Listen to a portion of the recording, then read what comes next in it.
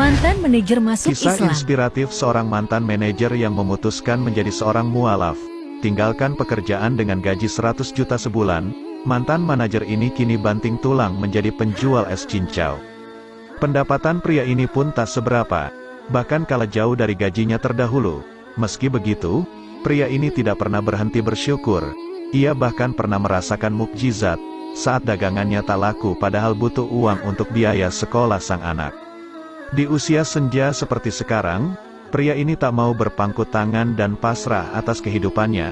Pria kelahiran Palembang satu ini adalah salah satu teladan.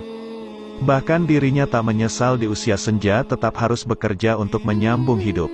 Padahal di masa lalunya, ia bukan orang sembarangan. Hasanuddin dulu pernah mengenyam kehidupan bergelimang harta. Sebelum menjadi pedagang cincau, ia pernah bekerja di sebuah perusahaan. Posisinya pun bukan sembarangan, ia menempati kursi manajer di perusahaan tersebut. Dengan posisi tersebut, Hasanuddin tiap bulannya mendapatkan upah mencapai 100 juta rupiah. Namun semua yang ia miliki saat itu tidak membuat hidupnya lebih baik dan tenang.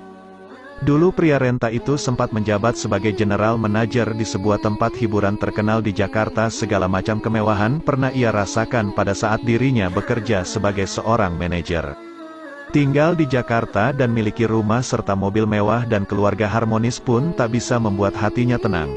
Saking melimpahnya harta, ia tak mempermasalahkan saat istrinya ingin berbelanja, makan enak di restoran enak, hingga memberi hadiah untuk mertua.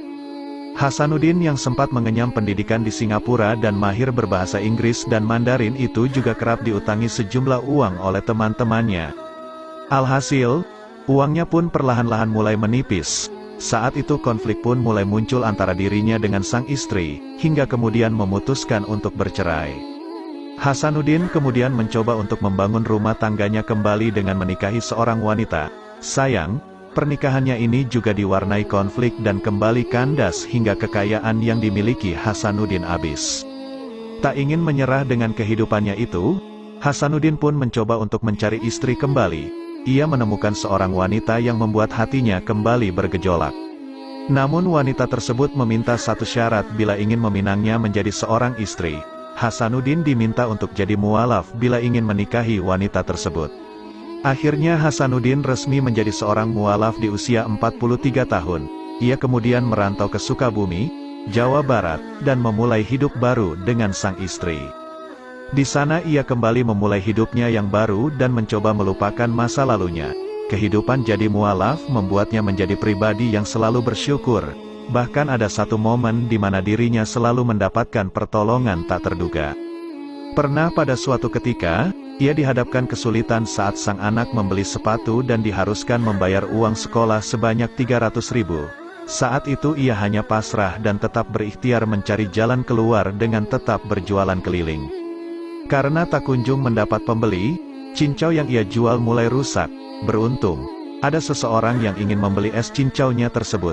Hasanuddin pun menolak seraya menjelaskan bahwa barang dagangannya itu telah rusak dan tidak layak konsumsi. Sang pembeli pun tetap membeli minuman lainnya yang juga dijual oleh Hasanuddin, yakni es nanas sebanyak 2 bungkus seharga 10 ribu. Tak disangka, sang pembeli kembali memanggil Hasanuddin dan memberinya 300 ribu.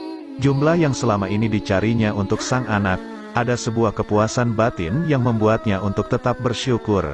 Seberapapun rezeki yang diberikan Allah, kita harus bersyukur, ucap